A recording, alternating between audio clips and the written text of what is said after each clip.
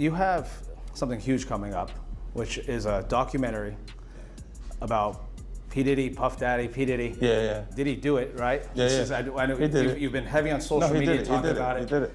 And I'm the only one who's been vocal. Tell him the story. So we talking about rumors, right? Yeah. And we, when you Google his name, there's a rumor that pops up that he was Diddy's boy. Son. Man, you doing it, man. You deserve it, Daddy. You putting in that work. Proud of you. I love you. Yeah. You already knew the type of nigga before you got here. Don't play. Is doing his best to distance himself from Sean Diddy Combs after the music mogul was arrested and charged with racketeering and crimes. The new documentary didn't just stir gossip. It reopened a chapter of hip-hop that had long been tucked away beneath fame and quiet consensus. For years, the connection between Diddy and Meek Mill lingered in a peculiar gray area, visible to the public eye, yet largely unexplained and carefully guarded. Moments once dismissed as casual appearances or routine interactions are now replayed with a sharper lens, transforming the familiar into something disquieting. When power and influence remain unchecked for too long, the question shifts from what happened to why no one questioned it sooner, and who stood to gain from the silence. Well, he said a Philly rapper. You understand? And it was redacted in the paperwork to that, because first of all, it had Meek Mills, it had Stevie J, they had redacted their names, and they had Usher, and they redacted their names and just said a performer of the Super Bowl and a Philly rapper. Everybody. When silence serves someone's interests, 50 Cent has made a career out of shattering it. His presence in the documentary isn't accidental. It's deliberate and calculated. Two people in the industry come dressed up alike on more than one occasion. Listen here, man. My dudes in Philly, I got some real strong dudes in Philly. They don't play that shit. And they probably embarrassed for the fact to see that Meek Mills, one of the street guys that came out of there, got caught up in this Hollywood shit. Whereas that he's dressing the same shit. He dressing like Diddy? Hugged up with Diddy? I think that Lil Rod know a lot of shit, but I know this. Two men dress alike, it's just like two men laying down. My man, you go to a party, dog, and the nigga got the same shirt you got on, I'm taking my shirt off. I'm walking around in a t-shirt. And then, not to blow Meek Mills up out the water or anything like that, it was said that they checked his Google search and all the other shit, and he was searching for some online gay porn and all the other shit like that. Oh, wow. That shit crazy, bro. But listen, those are what, it's crazy that money, that lifestyle, and you trying to fit into something, get you. These guys never set out to do all this shit. Meek Mills, when he got into the game, he didn't set out to be questioning about his manhood with Diddy. Having navigated the industry on his own terms, 50 Cent speaks with the clarity of someone who left before the walls closed in. By deciding to break his silence now, he redirects the focus from rumors to those who remain silent while unchecked power shaped the game. Matching outfits picture goes viral after Meek Mill comes up in this lawsuit, right? You got this lawsuit where this dude is suing P. Diddy and people been going through it. He brought, I believe, a Young Miami name came up in it, like about her cousin, doing some things. And then the dude also stated that P. Diddy was bragging about getting with somebody who is a Philadelphia rapper who used to date Nicki Minaj. Goddamn Meek. No, Meek, no. Boy, it's getting hot up in that kitchen now. It's getting hot up in that kitchen. So now all of a sudden, this pic done came out. Tear his whole life down, but it's all because of his mentors and the people that trained him and taught him the music business. You know, it's all about the people who trained and taught him the music business, because Puff wasn't, he wasn't born a monster. You know what I'm saying? He was made into a monster, brother. Do you understand what I'm saying? He was made into a monster from the stuff that happened to him, the things that he had to do. You understand? The things that he had to do to become who he is. You know what I'm saying? You know, it's like this, brother. You never like something so much that you can't do without, and you never be willing to do anything to get where you want to be at. You gotta have principles, you gotta have morals, you gotta keep with that stuff. And in that music business, a lot of that stuff get thrown out the window. You understand? And that's what happened to him. He started doing the things to other people that was done to him. To keep, he was doing the things to other people that was done to him. And it is what it is. You gotta know better. And if you know better, you will do better. When he was in New York City, he was like that gecko from the Geico commercial. Then he turned and started going, when he lived in Cali and Miami, he turned into Godzilla. I would see him talk about how he using drugs. He was never like that. Smoking cigarettes, smoking weed and everything like that. He turned into something that you could consider a monster, bruh. Then he started doing things to people, you understand, that he learned. That's a learned behavior, bruh.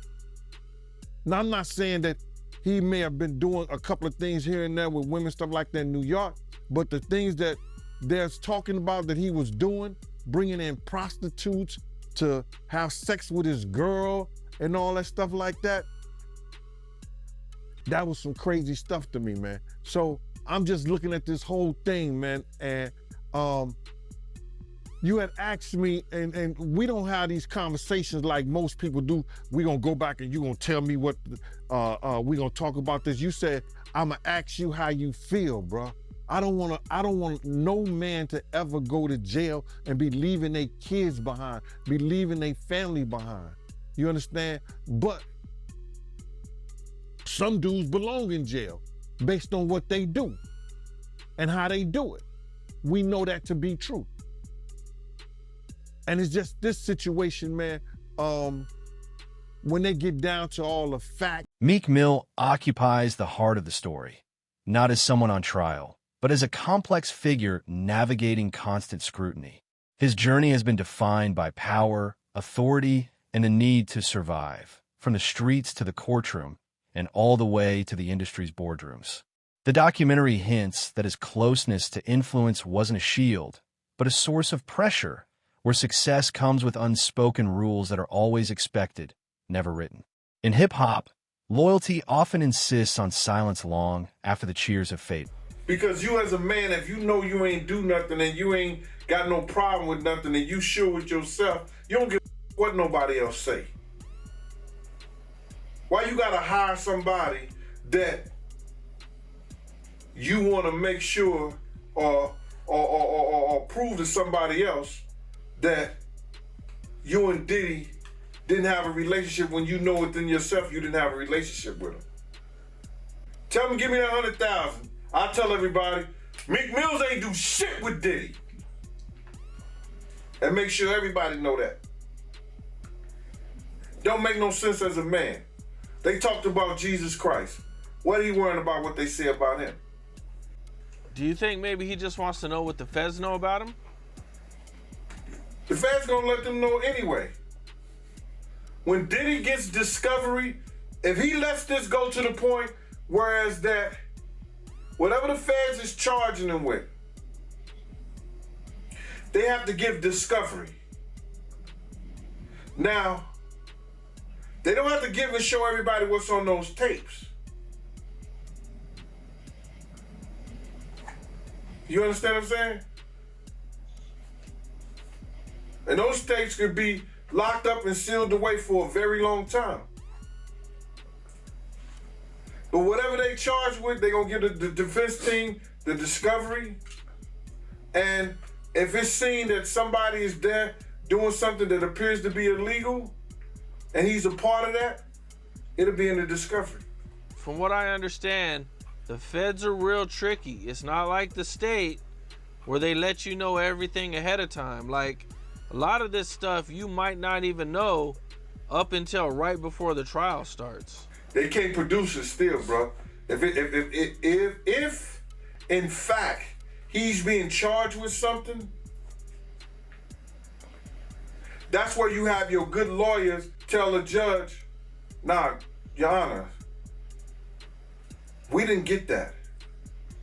You can't bring that in court like that. That's what you have good lawyers for. One of the things that I think was, you know, I kind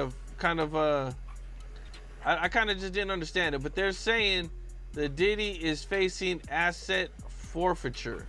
The government wants to seize the properties tied to racketeering, trafficking, and prostitution charges. That's a good way of saying that what a black man has earned all these years for doing music. Diddy's persona has been meticulously crafted, honed over decades of branding and reinvention. Yet power seldom leaves obvious traces.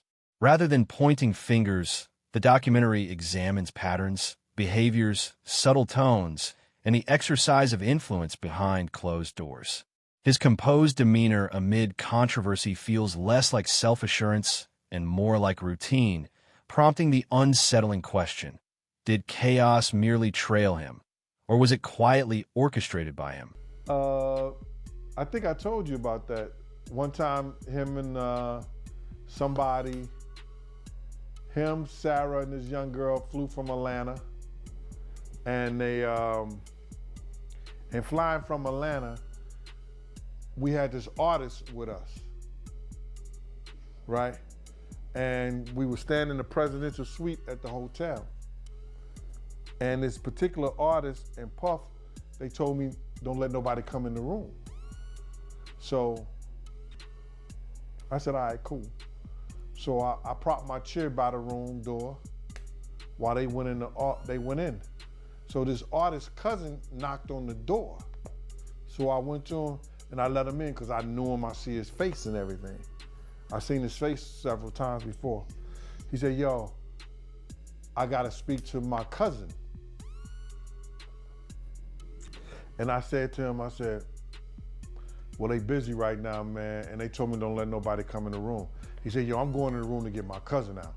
And I said, bruh, you ain't going in the room to get your cousin out. They told me nobody could go in the room. So he said, I don't care who you are, what you doing like that. I'm going to get my cousin. He went to go and try to open the room. I grabbed his ass, joked him up, and slammed him on the piano. And the next thing you know, Puff and this artist run out the room naked. And so then I said, I see the artist trying to grab a towel. Puff didn't give a shit.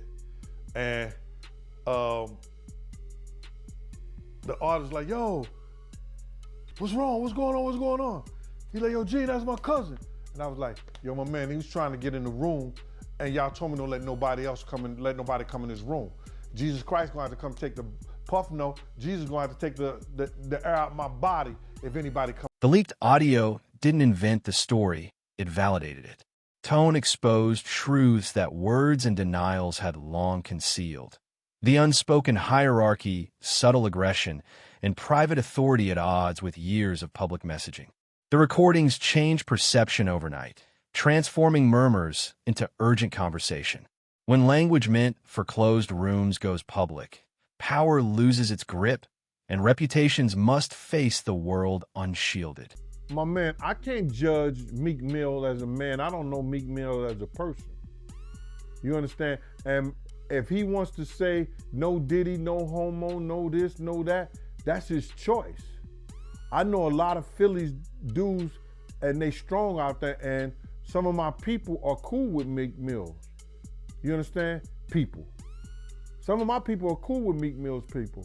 Meek Mills was a young guy, and Diddy was an influencer, and he may have influenced a lot of things that Meek Mills got caught up in the game in. Brother, I don't know Meek Mills as a man. You understand? I know some of his people through my people who knows his people. If Meek Mills want to say no Diddy, if Meek Mills want to say no homo, I don't have a problem with Meek Mill doing that. Meek Mill's got to deal with what he got to deal with based on the relationship him and Puff had. Dressing alike, being cozy, Puff calling him daddy, saying little innuendos to him.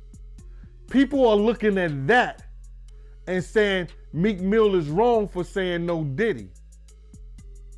But you can't tell a man how to spend his money and how to make love to his wife. On the bed sheets, you heard about this? No, what happened was that Diddy had rented a mansion out for Meek Mill's birthday party, and he had rented it for like $25,000. I remember we rented one of Cher's mansion out. You know what I'm saying? And that's the day he had fired his cook, but that's a whole nother story. You know what I'm saying? It was me, Wolf, Mace, Ock. Was Ock staying there? No, just me, Wolf, Mace, Puff, and there was one other person staying in the mansion. But anyway, long story short is that they came recently. This happened a long time ago, but they recently just made a statement that they found loads of cocaine. I wonder what they did with the cocaine, because they didn't turn it over to the police. Industry veterans weren't surprised. They nodded in quiet acknowledgement. For many, the revelations echoed familiar stories long whispered and too often written off as rumor or resentment. Insiders traced patterns that had always existed but remained unrecorded. A meticulously crafted reputation can postpone the truth, but it can't erase it. In time, every unchecked legacy comes full circle, forcing a reckoning. You got to realize he ran with that that Rat Pack, and I don't want to even say their names because they said I got their names wrong last time. What's his name? Kushner. What's the other guy? Leonardo. Yeah, his name. Man, I don't keep up with these cats, but I heard that that's not only the tape that's being shopped. There's some other tapes out there, other people too with him, and him doing some things with some other people. So it's quite a few tapes that might be out there, what they're hearing, and I don't want to see the tapes, but I want to know if they're really true. Because if they got some tapes out there and it's with some underage, whether it's celebrities or not, it's gonna be crazy, bro. It's gonna be real crazy. And they're gonna have to bring that to forefront because the prosecutor's gonna want those tapes. And they're gonna do whatever they have to do legally to get those tapes. No ifs, ands, and buts about it. So we just better hope for his sake, that's just a bunch of bull crap. But then there's lawyers out there saying, yeah, the tape does exist. Lawyers got on television to say the tapes exist. I don't really know or trust that, because they was trying to say he had a tape with one of the bodyguards and this lady that came out. So we don't know what to think until we actually see that and we get that version. You remember we had that bootleg version of R. Kelly tape? Yeah, I remember that. They don't even bootleg. Yo, they don't even bootleg no more, man. So it's gonna be hard to figure it out if it does exist. Do you believe the guy in the tape is white? If he's bigger than Diddy and he's not none of the names that I said, probably so. But then they say he was young too. Yeah, they say he was young. Let me get his name right. I hope it ain't the Bieber. I hope it's not the Bieber. He led Biggs to his death. He caused a rift between Wolf and BMF that led to Wolf death. Cussed Wolf mother out. Lied about owing him $300,000. Cause you had asked me how I feel, and I'm gonna get into how I feel. Took a good friend of ours who raised money when he had the City College tragedy. A good friend of ours did things to make him popular in Harlem. Let him hang with us, be part of our crew the whole 9 yards. Disrespected him and wouldn't help him. This is how I feel about him being locked up and going to jail. Some people, their karma is so strong for what they do and what they did. The stuff that he did to Craig Mack. You understand what I'm saying? The stuff that he did to Black Rob and all those people in the spiritual world right now. His karma was about to catch up. It was bound to catch up with him. You understand what I'm saying? His karma was bound to catch up with him, brother. So all these things that's going on right now, the learned behavior, what he got from these people who was not living spiritually correct,